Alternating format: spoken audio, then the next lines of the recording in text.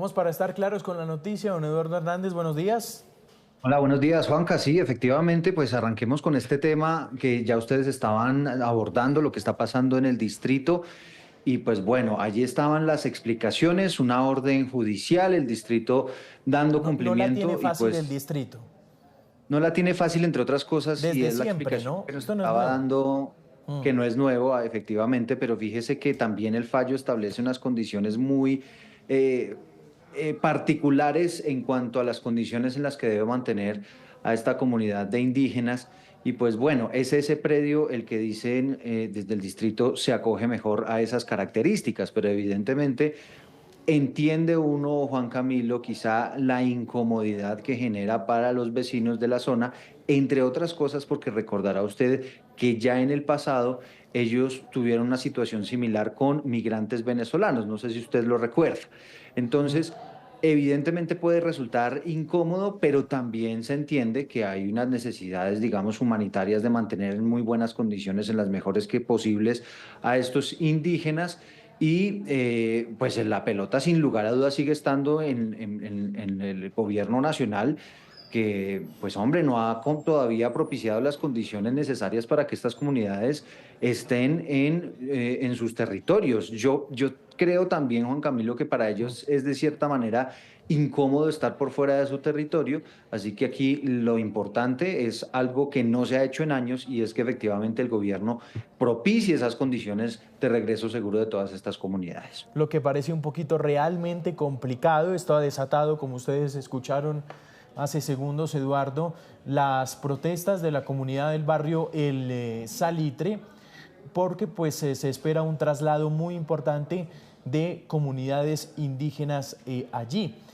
Esto tiene una particularidad, Eduardo, y se lo preguntábamos ahorita a Isabelita Mercado, al distrito, y es que esta zona pasó de ser de una característica industrial, donde se concentraban muchas bodegas de grandes empresas, y empezó aquí a construirse mucha vivienda. Como consecuencia empezó a concentrarse y a caracterizarse por ser una zona residencial. Y ahí es donde nace entonces la otra pregunta, y es, se estudiaron más de 600 predios, ¿no? ¿Estamos de acuerdo? Sí, de acuerdo. Isabelita Mercado dice que solo uno le sirvió, fue este. Sí. Claro, ¿Por qué el de porque zona residencial fue el que más ujú. le sirvió? ¿Qué es lo que los vecinos se preguntan? Pues hombre, ella lo estaba explicando ahorita Mm. ampliamente y básicamente es porque es un lugar donde pueden tener acceso a los servicios públicos, agua potable, un tema de energía, porque es un lugar cerrado, porque es un lugar donde además pueden hacer esas divisiones de cada una de las comunidades indígenas para no tener, digamos, ese contacto estrecho entre ellas mismas que dice ella y explica, pues estaba generando algún tipo de conflictividad. Es decir, sí era un predio que tenía que tener unas condiciones demasiado específicas. Usted le preguntaba, bueno, ¿y qué pasa a las afueras de Bogotá? Y ahí pues estaba el obstáculo de que no tenían fácilmente el acceso a los servicios públicos. En fin, es una decisión que, como decíamos al inicio, no es fácil, por lo menos de elegir ese predio. Y pues bueno, hechas las evaluaciones, esto fue lo que se definió. Insisto, entiende uno que de alguna manera puede resultar incómodo para algunas personas que viven en ese lugar, pero pues también entiende uno que está la necesidad de establecer estos lugares, digamos, seguros para estas comunidades indígenas que necesitan resolver toda una situación humanitaria compleja para poder regresar a sus territorios. Siempre dejar el mensaje de que esto, en teoría, pues es una medida temporal, ¿no? Exacto, medida temporal, que por supuesto la importancia ahí nace, la importancia de la socialización con la comunidad que veíamos más temprano, estaban protestando allí en el barrio El Salitre. El alcalde mayor de Bogotá, junto con todo su equipo del distrito, pues se comprometió a hablar con la ciudadanía, los vecinos del barrio El Salitre, para socializar un poco la idea de cómo será el traslado de los indígenas en Vera. Pero todo nace también, como dice Eduardo, del gobierno nacional. Aquí tiene que haber participación del Ministerio del Interior, que tendrá que responder por la reubicación de estas comunidades indígenas. Ellos llegan aquí a Bogotá, esto nace de un problema, y es porque no se sienten seguros en su territorio, y por supuesto entonces llegan aquí desplazados en muchas ocasiones Un por la fallo tremenda inseguridad, ¿no? y con un fallo judicial de por medio, ¿no? Sí, Que eso es exacto. el otro elemento. Exactamente, Eduardo. Vamos a pasar a otro tema también importante. Ujú. No sé si a usted le quedó, me parece que la reunión entre la canciller saliente Laura Sarabia y el presidente Petro, pues como que no surtió efecto, fue reunión de despedida.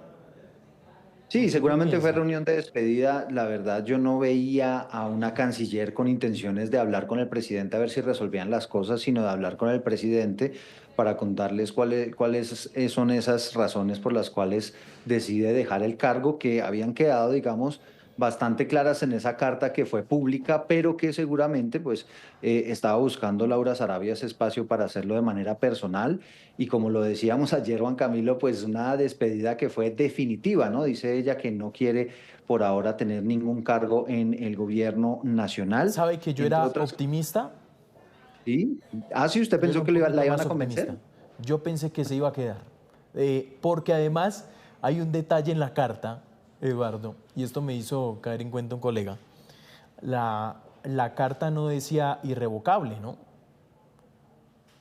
Ah, bueno, sí, Entonces yo decía, sí, bueno, pero puede ser por ahí, eh, tal vez pudo pasar, ella pudo ponía la pasar, Juan condición de no Camilo. firmar los pasaportes, ¿sí? Eso le iba a decir, pudo pasar que eventualmente ese tema estuvo sobre la mesa y digo, presidente, pues resolvámoslo. Si usted me autoriza que hagamos la urgencia manifiesta, que le prorroguemos a Tomás Gregg y hagamos esto pausadamente sin correr para que salga bien, pues yo me quedo. Y el presidente seguramente, pues usted ya lo ha escuchado públicamente, él es una persona que en ese tipo de aspectos, digamos, cuando se le mete algo en la cabeza, no es fácil hacerlo cambiar de opinión. A lo mejor pasó que el presidente le dijo, no, esta ya es una decisión tomada, Tomás Gregg no va más, vamos a hacerlo con la imprenta. Y ahí de pronto la canciller le dijo, bueno, pues en ese orden de ideas definamos quién va a quedar en encargo y usted ya se encargará de establecer quién va a ser la nueva canciller, que entre otras cosas llega esta decisión en una coyuntura muy compleja, ya lo hemos venido hablando a lo largo de la semana pasada y esta y es esas relaciones tan complicadas con Estados Unidos como lo están en este momento, con una necesidad imperiosa de una persona diplomática, serena y que haga las cosas técnicamente, y con este lío de los pasaportes que quedará en manos de esta mujer que estamos viendo en pantalla, de Rosa Villavicencio, que es la nueva canciller encargada. A ver, Le tengo datos ¿de quién sobre es? la nueva canciller Sí. encargada. No sabemos cuánto va a durar el encargo, pero por lo menos en este momento se está quemando las manos con la famosa papa caliente. Ella está en el viceministerio de Relaciones Exteriores, es decir, era la vicecanciller desde junio de 2005, es decir, hace bastante poco, está recién llegada al ministerio. Es licenciada en Economía de la Universidad Cooperativa, tiene una especialización en Cooperación Internacional para el Desarrollo en la Universidad Complutense de Madrid, una maestría en Migración y Relaciones Exteriores y estuvo por lo menos 20 años viviendo en España. Allí estuvo básicamente trabajando con el tema de los derechos para los migrantes y la promoción de la igualdad de oportunidades. Así que vamos a ver, ella va a ser la persona que por lo menos en calidad de encargo va a tener que capotear todos estos asuntos y no sabemos hasta qué punto va a estar involucrado allí Alfredo Saade, que como lo hemos dicho también, fue la persona encargada por el presidente Petro para que le sacara adelante este tema de los pasaportes. Es papa caliente porque pues entonces vamos a ver por supuesto esa disposición a poner la firma en semejante lío, ¿no? Que es el lío de los pasaportes. Eh, ¿Saben qué me dicen, Eduardo? ¿Qué le Eh, dicen?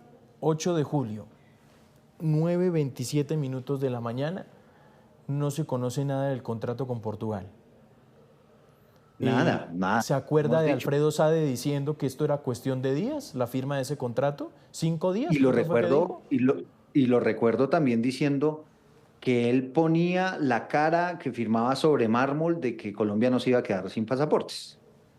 Bueno, ahí estamos entonces, sin contrato todavía. Vamos a ver si dan a conocer ya la firma con Portugal, pero también la capacidad que tendrán, si la tiene la imprenta entonces, para apoyar esta Ahora, producción Juan Camilo, de los pasaportes. Algo que sí está claro es que parece ser que tarde o temprano se va a terminar firmando la prórroga con Tomás Gregg. Y también se lo digo hoy, siendo 8 de julio. Es ¿Por qué decir, tan seguro? no, porque es que no hay otra alternativa. La imprenta definitivamente no está lista y no creo que el gobierno al final se vaya a dar la pela de dejar varios meses al país sin la expedición de pasaportes, Pero porque eso Eduardo, sería ahí absolutamente lo grave. dudo. Dejó ir, Es que no tienen otra alternativa. No claro, tienen otra alternativa. pero yo veo tan convencido al gobierno, tanto que le quitó el manejo de los pasaportes a quien le tocaba manejarlos, a quien sugería eso que usted está diciendo, que por supuesto había que firmar la prórroga con Thomas Gregg. Pues Sacrificó es a que, una de las personas más Juan importantes de este Camilo, gobierno, todo por lo que la claro, idea del presidente Petro, tenía otra palabra en la pero, cabeza, pero no la voy a decir, pero la mire, idea del volvamos a la presidente fecha. Petro, sí. Pero volvamos a la fecha, estamos a 8 de julio. Este problema empezaría el 1 de septiembre. Miremos a ver qué pasa el 15 de agosto, 20 de agosto, cuando ya estemos a punto de que se acabe el mes y esto siga sin resolverse, que es muy probablemente lo que va a ocurrir. Y otra cosa ahí, a mí me nace una duda. Thomas Gregg, ¿qué estará pensando, Eduardo? Ah, Yo no, sí Tomás Gregg. pienso, Yo Thomas ¿sabe Gregg cómo veo a Tomás dirá, Gregg? porque dirá, hombre, aquí han revuelto el nombre de Thomas Gregg como han querido el gobierno nacional, que sí, que no queremos, después van, esto casi que se ve, me da un poquito la impresión de que van, le ruegan otra vez, porque es que no tenemos nada, por favor, ayúdenme con la prórroga de la urgencia manifiesta, y ahí Thomas Gregg, ¿qué dirá? Porque es que no es la primera vez.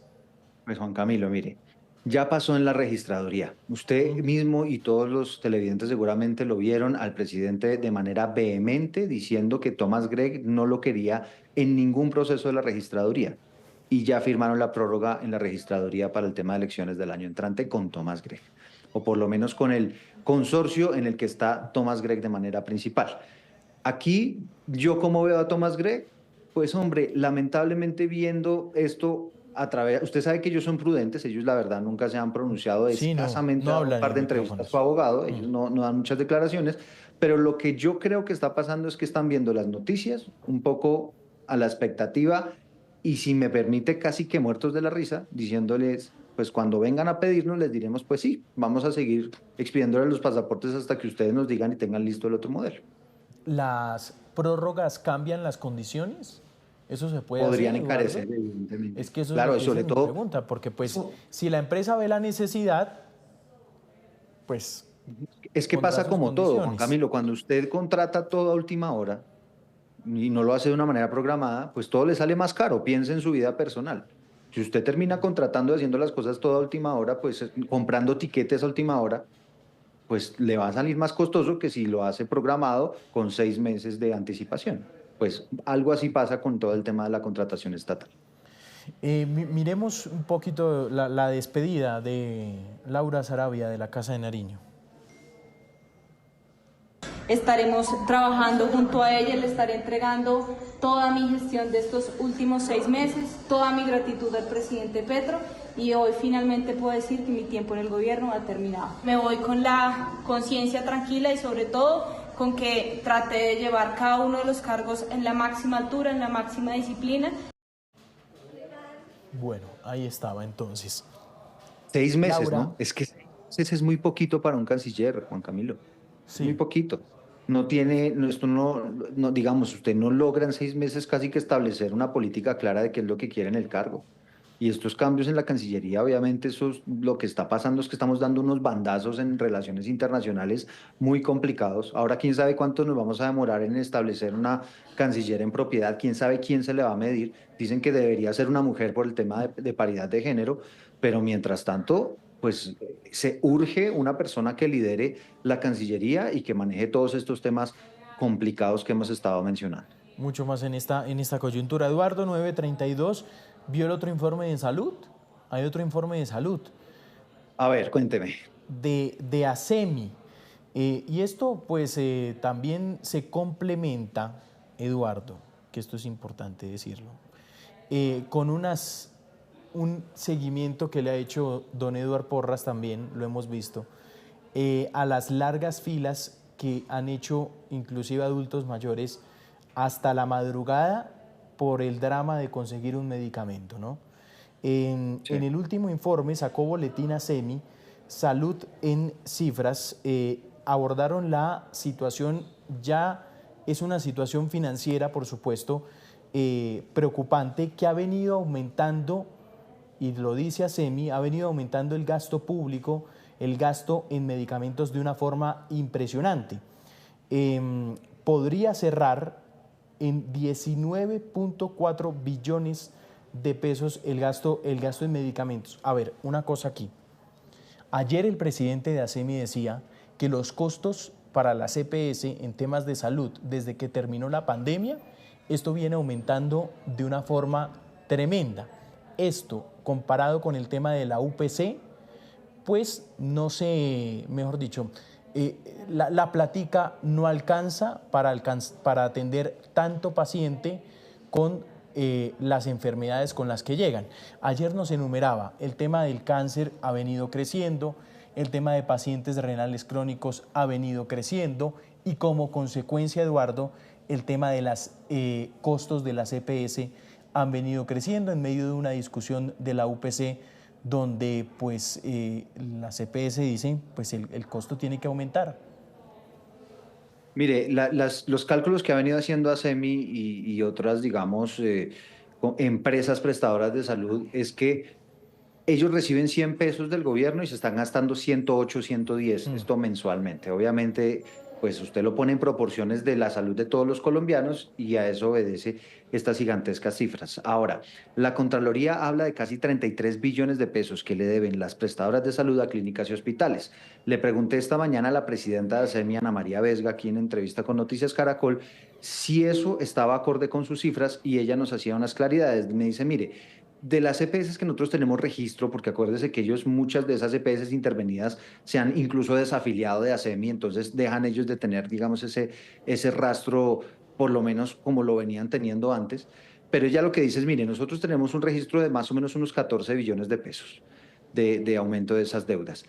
Más o menos serían 8 billones de pesos aparte que estarían de la nueva EPS, pero aquí quiero hacer una salvedad y un paréntesis grandísimo para que lo tengan en cuenta nuestros televidentes, y es que nueva EPS, que está intervenida por el gobierno, que atiende a más de 11 millones de pacientes, hace un año y medio no le entrega reportes de sus estados financieros a la Superintendencia de Salud.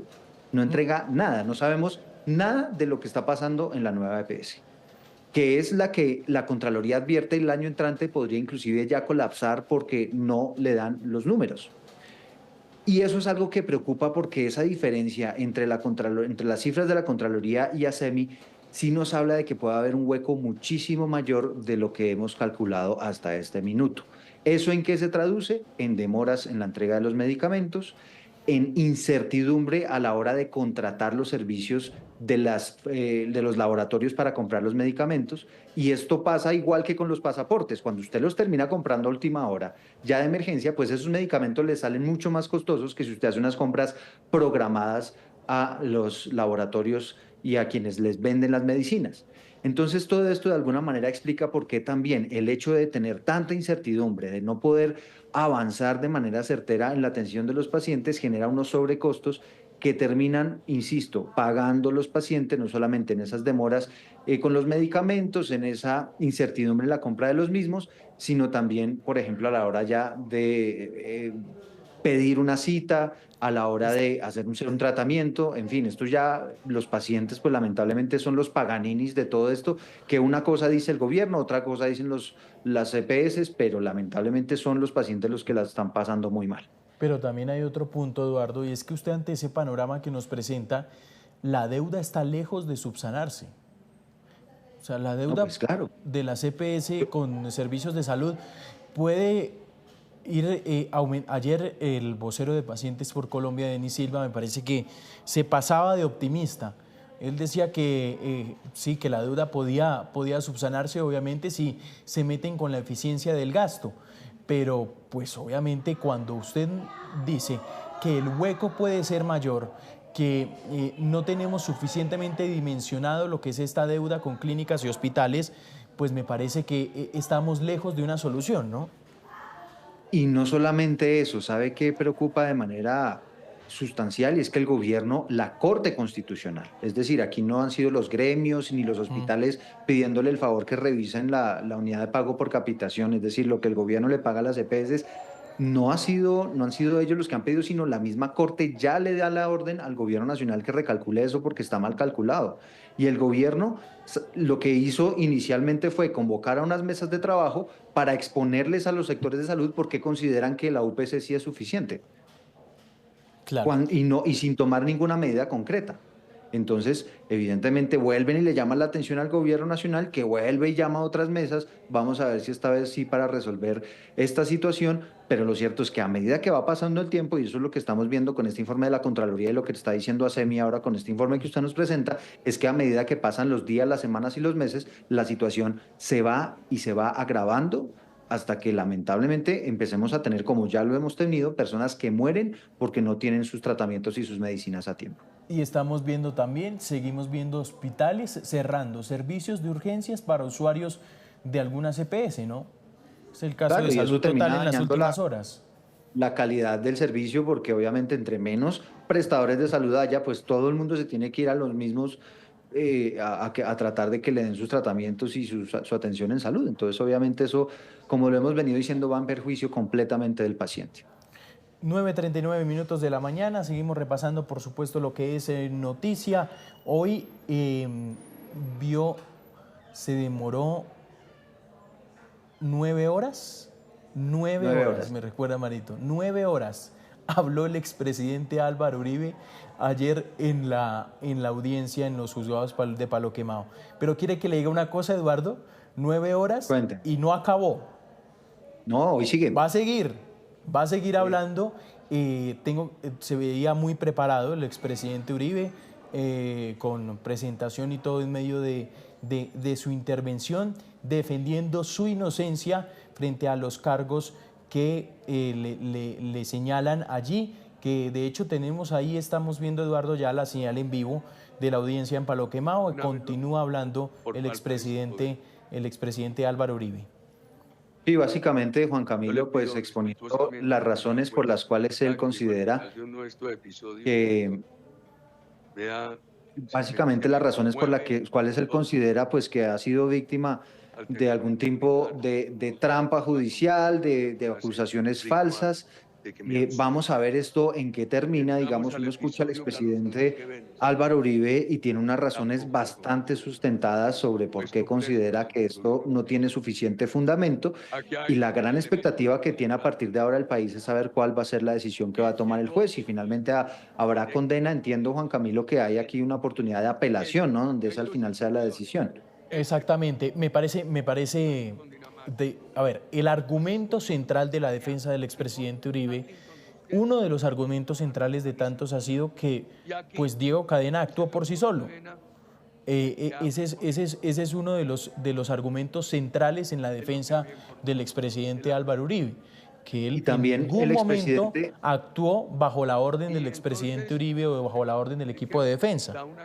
Exacto, y diciéndole el expresidente y exponiéndolo acá, que inclusive hay interceptaciones telefónicas del expresidente Uribe hablando con el entonces abogado Diego Cadena, que era la persona que lo estaba defendiendo a él, diciéndole, mire, usted por ser temas míos tiene que ser supremamente prudente y correcto a la hora de proceder, porque estamos hablando, digamos, de no cualquier persona, y ese, digamos, es lo interesante de todo esto que está pasando, y es un expresidente de Colombia, pues en estas condiciones tratando de defender su inocencia.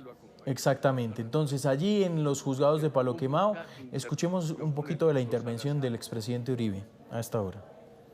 Yo nunca supe que el doctor Salazar hacía estas gestiones. Solamente me entendía y sabía el doctor Cadena.